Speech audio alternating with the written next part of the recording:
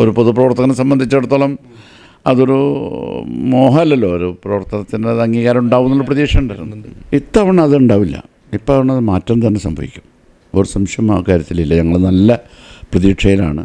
16 നിയോജകമണ്ഡലം കിട്ടും എന്നുള്ള പ്രതീക്ഷ തന്നെയാണ്. ഇത്തവണ CPM പാലക്കാട് ഉൾപ്പെടെയുള്ള പല നിയോജകമണ്ഡലങ്ങളിലും ആ ഡീൽ ഉറപ്പിച്ചിട്ടുണ്ട്. നേതാവിനൊപ്പം പരിപാടിയിൽ മുസ്ലിം ലീഗ് നേതാവായ അഷ്റഫ് കൊക്കൂരാണ് ഇപ്പോൾ നമ്മോടൊപ്പം ഉള്ളത്. അഷ്റഫ് ഖാ, ഞങ്ങൾ പ്രതീക്ഷിച്ചു അഷ്റഫ് ഖാ ഒരു സ്ഥാനാർത്ഥിയാകുമെന്ന്. അങ്ങനെ അല്ല, പാർട്ടിയിൽ ചർച്ച ഉണ്ടായിരുന്നു. പിന്നെ ഈ നിയോജകമണ്ഡലം കമ്മിറ്റിയാണല്ലോ ശുപാർശ ചെയ്യേണ്ടത്. കമ്മിറ്റി ശുപാർശ ചെയ്തിരുന്നു. നേതൃത്വത്തെ ബന്ധപ്പെട്ട് നേതൃത്വം ഇത് പരിഗണിക്കും എന്നതിനാണ് പ്രതീക്ഷ ഉണ്ടായിരുന്നത്. തിരൂർ കോട്ടക്കൽ അല്ലേ? ഞാൻ പ്രിഫർ ചെയ്ത് കൊടുത്തതാണ്. കാരണം കോട്ടക്കൽ മണ്ഡലത്തിലാണ് ഞാൻ ജില്ലാ പഞ്ചായത്തിലൊക്കെ മത്സരിച്ചിട്ടുള്ളത്. തിരൂരും തൊട്ട കോൺസ്റ്റൻസി ആണല്ലോ, ലീഗ് മത്സരിക്കുന്ന കോൺസ്റ്റൻസികളുടെ അടുത്ത കോൺസ്റ്റൻസി അതാണല്ലോ. അഷ്റഫ് ഖാനെ പോലെ വളരെ മുതിർന്ന നേതാക്കൾ ഉണ്ടാകുമ്പോൾ മറ്റു പല ആൾക്കാർക്കും സീറ്റ് കിട്ടുന്ന സാഹചര്യം ഉണ്ടായിട്ടുണ്ട്. അത് എങ്ങനെ കാണുന്നു? അല്ല, അത് പാർട്ടി ഒരു തീരുമാനം എടുത്തു കഴിഞ്ഞാൽ അത് മുതിർന്നവരാണോ താഴ്ന്നവരാണോ എന്നുള്ളത് നോക്കാൻ്റെ കാര്യമില്ലല്ലോ.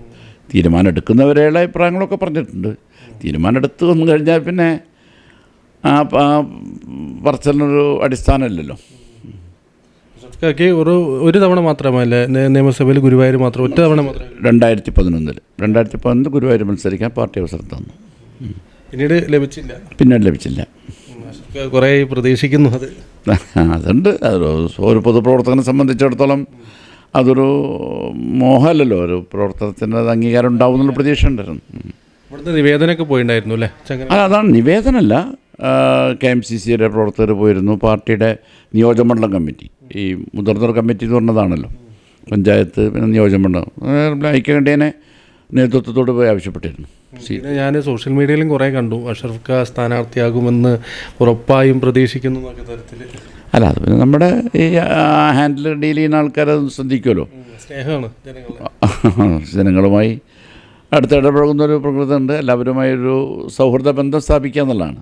രാഷ്ട്രീയത്തിനെതിരായിട്ട്, കക്ഷി രാഷ്ട്രീയത്തിന് അതീതമായി എല്ലാവരുമായി നല്ല ബന്ധം സ്ഥാപിക്കുന്ന ഒരു പ്രകൃതം ഞങ്ങൾ കുടുംബപരമായിട്ട് അങ്ങനെ തന്നെയാണ്. മുസ്ലിം ലീഗിന് ഇത്തവണത്തെ സ്ഥാനാർത്ഥി പട്ടിക അല്ല, അത് പാർട്ടി യുവാക്കൾക്കും വനിതകൾക്കും ഒക്കെ പ്രാതിനിധ്യം കൊടുത്തുകൊണ്ടൊരു പട്ടികയാണ്, പുതുമുണ്ട് പട്ടികയ്ക്ക് മാറ്റം. അത് മാറ്റമായിട്ടാണ് നമ്മൾ കാണേണ്ടത്.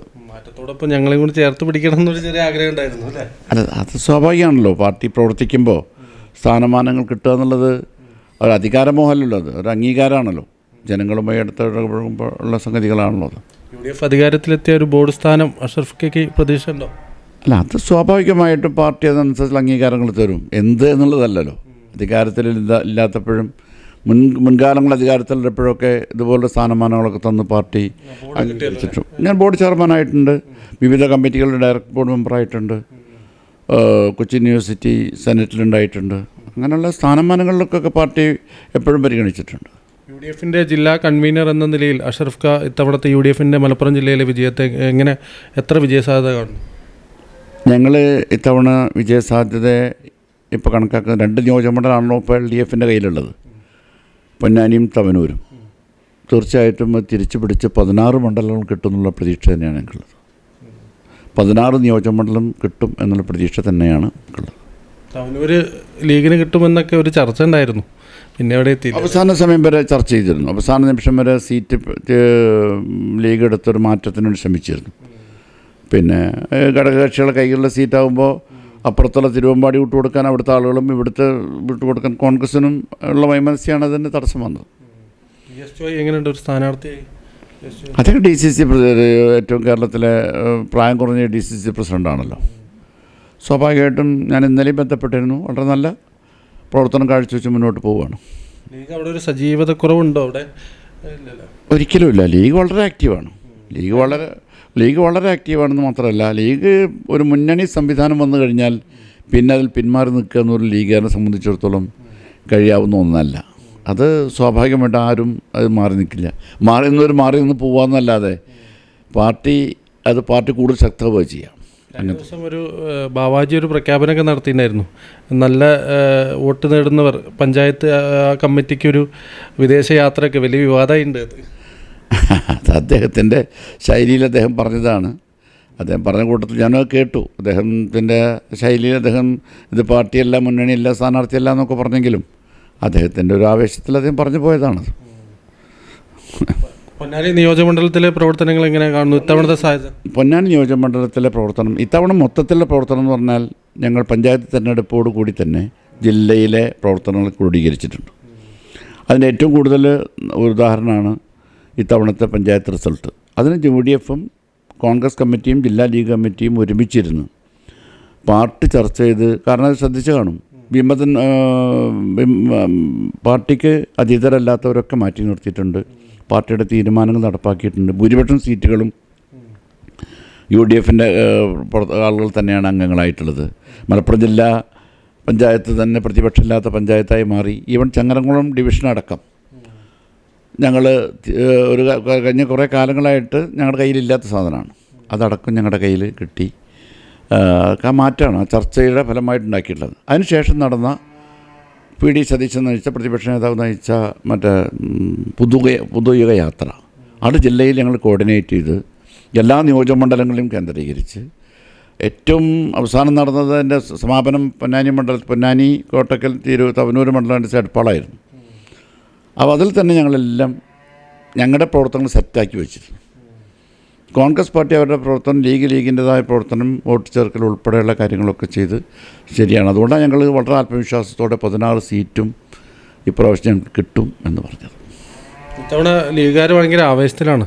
കോൺഗ്രസ്സുകാരെക്കാട്ടും കൂടുതൽ നൗഷാദ് അലിയെ വല്ലാതെ നന്നായി ഊർജ്ജസ്വലനായി മുന്നോട്ട് കൊണ്ടുപോകുന്ന ലീഗാന്നുള്ളൊരു ഇതുണ്ട്. അല്ലാതെ എന്താണെന്ന് വെച്ച് കഴിഞ്ഞാൽ അത് എല്ലാ കാലത്തും പൊന്നാനിയിൽ കാലങ്ങളൊക്കെ UDF-ന് സ്ഥാനാർത്ഥികളാണ്. PT മോഹനകൃഷ്ണനാണെങ്കിലും MP കാരനാണെങ്കിലും ഒക്കെ മത്സരിക്കുമ്പോൾ ഒരു മുസ്ലിം ലീഗിൻ്റെ പ്രവർത്തന രംഗത്ത് ആ നേതൃത്വനിര അത് കൂടെ നിൽക്കുക തന്നെ ചെയ്യും. അത് അവർക്ക് ആ നേതൃത്വത്തിന് അറിയാം. കാരണം ഞങ്ങൾക്ക് ആർക്കും മാറി നിൽക്കാൻ കഴിയില്ല, അത് മറിച്ച് ചിന്തിക്കാനും കഴിയില്ല. ലീഗ് അതിന് മുൻപന്തിയിലുണ്ടാവും. അത് എൻ്റെ ചെയർമാൻഷിപ്പ് ഞങ്ങളായിരുന്നു. ഒരു കഴിഞ്ഞ കാലങ്ങളിലൊക്കെ അതിന് ചെയർമാൻഷിപ്പ് ഞാനായിരുന്നു. ഇപ്പോൾ ഞാൻ ആ നിരയിൽ നിന്ന് മാറി ഞാൻ ഇപ്പോൾ പാർട്ടിയുടെ ജില്ലാ ട്രഷററും സ്റ്റേറ്റ് സെക്രട്ടേറിയറ്റ് മെമ്പറും കൂടിയാണ് പാർട്ടിയുടെ. അപ്പോൾ അതിൻ്റെ താഴെയുള്ള ആളുകൾ അവർ ഒപ്പമുണ്ട്. ഞങ്ങളത് വാച്ച് ചെയ്തുകൊണ്ടേയിരിക്കുകയാണ്. വലിയൊരു മാറ്റം ഉണ്ടാവും എന്നാണ് പ്രതീക്ഷിക്കുന്നത്. തീർച്ചയായിട്ടും മാറ്റം വരും. കാരണം ഞങ്ങൾ ഈ വികസന മുരടിപ്പ്, പ്രത്യേകിച്ചും ഈ നമ്മുടെ തീരദേശ മേഖലയിലെ മുരടിപ്പ് തുറന്നു കാണിക്കുകയാണ്.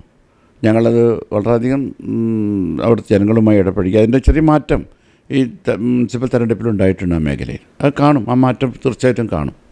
കഴിഞ്ഞ 20 വർഷമായിട്ട് LDF ഭരിക്കുന്നുണ്ട്. അപ്പോൾ അന്നെല്ലാം ഉള്ളൊരു പ്രത്യേകത എന്താ വെച്ചാൽ അന്നൊക്കെ ഈ ആലങ്കോട്, നമുക്ക് പെരുമ്പടപ്പ് പോലത്തെ പഞ്ചായത്തുകളൊക്കെ തന്നെ UDF-ൻ്റെ കൂടെ ഉണ്ടായിരുന്നു. പക്ഷെ അന്നും നിയമസഭ വരുമ്പോഴൊക്കെ തിരിയുന്നൊരു സാഹചര്യം വരുന്നുണ്ട്. ഇത്തവണ അതുണ്ടാവില്ല. ഇത്തവണ മാറ്റം തന്നെ സംഭവിക്കും, ഒരു സംശയം ആ കാര്യത്തിലില്ല. ഞങ്ങൾ നല്ല പ്രതീക്ഷയിലാണ്. പ്രത്യേകിച്ചും മാർക്സിസ്റ്റ് പാർട്ടിക്ക് അകത്തുള്ള പിടലപ്പണക്കം അത് വേറെ നടക്കുന്നുണ്ട്. അത് ഞങ്ങളെ വിഷയമല്ല. പക്ഷേ എന്നാലും പ്രത്യേകിച്ച് തീരദേശ മേഖലയിലൊക്കെ അവരുടെ പാർട്ടിയുടെ ഉത്തരവാദപ്പെട്ട പലരും ഇപ്പോൾ ചികിത്സയിലാണെന്നാണ് പറയുന്നത്. എന്തോ ആണെങ്കിലും ഞങ്ങൾ നല്ല മാറ്റം പ്രതീക്ഷിക്കുന്നുണ്ട്. ഇത്തവണ UDF പിടിക്കും. ചികിത്സയിൽ പോയത് ഇത്തവണ UDF-ന് ഗുണമാകുന്നുണ്ടല്ലേ? അല്ല, ഉത്തരവാദപ്പെട്ട ആളുകൾ ഈ ഒരു യുദ്ധരംഗത്ത് പെട്ടെന്ന് പ്രത്യക്ഷമാവുക, സ്ഥാനാർത്ഥിയാകുമെന്ന് പറഞ്ഞ ആൾ തന്നെ ഇപ്പോൾ ചികിത്സയ്ക്ക് പോവുക എന്നൊക്കെ പറയുമ്പോൾ ജനങ്ങൾ സംശയിക്കുമല്ലോ. ഞങ്ങളെ സംബന്ധിച്ചാലും അത് വിഷയമല്ല, അത് പാർട്ടിയുടെ ഇതല്ല. ഞങ്ങളത് നോക്കി കാണുന്നു എന്ന് മാത്രമേ ഉള്ളൂ. സ്വാഭാവികമായിട്ട് കാണുമല്ലോ, ശ്രദ്ധിക്കുമല്ലോ ഒരാളുടെ അഭാവം. ഗുരുവായൂർ മണ്ഡലത്തിൽ അഷ്റഫ് മത്സരിച്ചുകൊണ്ടാണ് പറയുന്നത്. ഇത്തവണ അവിടുത്തെ സ്ഥാനാർത്ഥി CH റഷീദ് പറഞ്ഞിട്ടുണ്ടായിരുന്നത് ഈ ഡീല് കാലങ്ങളായി അവിടെ ഒരു ഡീല് നടക്കുന്നുണ്ട് BJP-യുമായിട്ട്. അതിൻ്റെ ഭാഗമായിട്ടാണ് തുടർച്ചയായി CPM വിജയിക്കുന്നതെന്നാണ്. അഷ്റഫ് എങ്ങനെ നോക്കി കാണുന്നത്? അത് കഴിഞ്ഞ തെരഞ്ഞെടുപ്പിൽ 2021 തെരഞ്ഞെടുപ്പിൽ അത് വ്യക്തമായും പ്രകടമാണ്. അവരുടെ സ്ഥാനാർത്ഥിയുടെ ഇത് തള്ളിപ്പോവുകയും വോട്ടുകൾ അപ്രത്യക്ഷമായി അത് LDF സ്ഥാനാർത്ഥിയുടെ വിജയത്തിനാവുകയൊക്കെ ചെയ്ത സാഹചര്യം ഉണ്ടായിട്ടുണ്ട്. ഇപ്പം മത്സരിക്കുന്ന സ്ഥാനാർത്ഥിയെന്ന് മാത്രമല്ല, അന്ന് ലീഗിൽ മത്സരിച്ച KN ഖാദർ പോലും ആ കാര്യം വളരെ ശക്തമായി ഉന്നയിച്ചിട്ടുണ്ട്. ഏകദേശം അതൊരു ശരിയാണല്ലേ? ശരിയാണ്. ഇത്തവണ CPM പാലക്കാട് ഉൾപ്പെടെയുള്ള പല നിയോജകമണ്ഡലങ്ങളിലും ആ ഡീൽ ഉറപ്പിച്ചിട്ടുണ്ട്. അഷ്റഫ് മത്സരിച്ചപ്പോൾ അത്തരത്തിലൊരു സാഹചര്യം ഉണ്ടായിരുന്നു? അല്ല, അന്ന് BJP സ്ഥാനാർത്ഥി ഉണ്ടായിരുന്നു. അവിടെ BJP സ്ഥാനാർത്ഥി രംഗത്തുണ്ടായിരുന്നു, CPM-ൻ്റെ ആളുണ്ടായിരുന്നു. അന്ന് അത്ര ഞങ്ങൾക്ക് തോന്നിയിട്ടില്ല. പക്ഷേ ഒരു ധാരണ അവരെ സംബന്ധിച്ചുണ്ട് എന്നുള്ള ഈ ഒരു ഡീല് പോലത്തെ സംഗതിയായി തോന്നിയിട്ടില്ലെന്ന്. എങ്ങനെയാണ് അടുത്ത പ്രചരണം, പൊന്നാനിയിലെ പ്രചരണ പ്രവർത്തനങ്ങൾ എങ്ങനെയാണ്? ഇപ്പോൾ ഇന്നും നാളെയായിട്ട് സ്ഥാനാർത്ഥി എല്ലാ പഞ്ചായത്തുകളിലെത്തും, പഞ്ചായത്തുള്ള പ്രധാന കേന്ദ്രങ്ങളിൽ. ഇപ്പം ഇന്ന് പൊന്നാനി മണ്ഡലത്തിൽ ഔദ്യോഗിക തുടക്കം പൊന്നാനി മണ്ഡല സ്ഥാനാർത്ഥി നൗഷാദ് അലി എൻ്റെ വീട്ടിൽ നിന്ന് ആരംഭിച്ചത്. അതിനവർ കണ്ടത് എല്ലാ മുതിർന്ന നേതാക്കന്മാരൊക്കെ കഴിഞ്ഞ കാലങ്ങളൊക്കെ മത്സരിച്ചവർ MP അംഗനായാലും മോനേഷനാണെങ്കിലും മുസ്ലിം ലീഗിൻ്റെ മറ്റ് നേതാക്കന്മാർ പാർലമെൻറ്റിലേക്ക് മത്സരിക്കുമ്പോൾ സേഡ് സാഹിബും മുഹമ്മദ് സാഹിബും ബഷീർ സാഹിബും ഒക്കെ ഇവിടുന്ന് ഒരു പ്രവർത്തനം തുടങ്ങുക എന്നുള്ളതൊരു ഐശ്വര്യത്തിൻ്റെ ഭാഗമായി അവർ കാണാറുണ്ട്. ഇന്നും അങ്ങനെ തന്നെയാണ് ഔദ്യോഗികമായി തുടങ്ങിയത്. ആലങ്കോട് പഞ്ചായത്തിലൊരു ബ്രേക്ക്ഫാസ്റ്റോട് കൂടി ഇവിടുന്ന് പ്രവർത്തകന്മാരൊന്നിച്ച് പഞ്ചായത്തിലെ പ്രധാനപ്പെട്ടവരെ കണ്ടു. ഇന്നും നാളെയും കൊണ്ട് അത് അവസാനിച്ച് കഴിഞ്ഞാൽ 30-ാം തീയതി മുതൽ ഞങ്ങളെ കൺവെൻഷൻ ഇത് തുടങ്ങും, അല്ലെങ്കിൽ പര്യടനം, സ്ഥാനാർത്ഥി പര്യടനം നടക്കുകയാണ്. കുറഞ്ഞ ദിവസമല്ലേ ഉള്ളൂ. എത്ര സ്ഥാനാർത്ഥിയാകാൻ കഴിഞ്ഞില്ലെങ്കിൽ ഒരു നീരസം ഉണ്ടെങ്കിൽ പോലും അതൊന്നും പ്രകടിപ്പിക്കാതെ അഷ്റഫ് എങ്ങനെ മുന്നോട്ട് വരുന്നതാണ് ഈ പ്രവർത്തകരെ കൂടുതൽ ആവേശത്തിലാക്കുന്നതെന്നൊരു പ്രചരണമുണ്ട്. നീരസം എന്നല്ല, അത് പാർട്ടിയോടുള്ള അഭിപ്രായങ്ങൾ പാർട്ടിയോട് പറയണമല്ലോ. അതിന് നീരസമാണെങ്കിലും അഭിപ്രായങ്ങളിലും അത് പാർട്ടി നേതൃത്വത്തെ അറിയിച്ചു കഴിഞ്ഞു. പാർട്ടി നേതൃത്വം അനുസരിച്ചുള്ള മറുപടികളും തന്നു കഴിഞ്ഞു. പിന്നെ പ്രവർത്തിക്കുക എന്നുള്ളതാണ്. ആ നീരസം കൊണ്ട് മുന്നണി സംവിധാനത്തിലോ പ്രവർത്തനത്തിലോ ഇതൊരു പാർട്ടിയും മുന്നണി തമ്മിലുള്ള മുന്നണിയിലെ പാർട്ടിയുടെ ഉത്തരവാദിത്തപ്പെട്ട ആളെന്നുള്ളവർക്ക് മാറി നിൽക്കുക എന്നത് ശരിയല്ലല്ലോ. അത് ഞങ്ങളുടെ ഉത്തരവാദിത്തമാണല്ലോ. എല്ലാ അണികളും ഇപ്പോൾ ഞാനൊക്കെ ഒന്ന് മാറി നിൽക്കുന്ന സാഹചര്യം വന്നാൽ വലിയ മാറ്റങ്ങളുണ്ടാവും. പക്ഷെ അതുണ്ടാവാൻ പാടില്ല. പാർട്ടികൾക്ക് നിർദ്ദേശം കൊടുത്ത് എല്ലാവരും ഒറ്റക്കെട്ടായി ഒരുമിച്ച് പ്രവർത്തിക്കുന്ന സാഹചര്യം തന്നെയാണുള്ളത്. മുന്നോട്ടുള്ള ജീവിതത്തിൽ ഡിജിറ്റൽ IT സാങ്കേതിക വിദ്യാഭ്യാസം നിർബന്ധമായ ആവശ്യം. ഇനി മാതൃഭാഷയ്ക്കൊപ്പം ഇംഗ്ലീഷ് ഭാഷ മികച്ചതാകേണ്ടത് അനിവാര്യമാണ്. ഫാഷൻ ഡിസൈനിങ്ങിൽ പാഷനുണ്ടോ? പരിമിതികളിൽ നിന്നുകൊണ്ട് തന്നെ മികച്ച പഠനം, നല്ല ജോലി, നല്ല വരുമാനം എല്ലാം നേടാം. ഇനി പെരുമ്പടപ്പ് പുത്തൻപള്ളിയിലെ സൈബർ മീഡിയ എഡ്യൂക്കേഷൻ അക്കാദമിയിലൂടെ.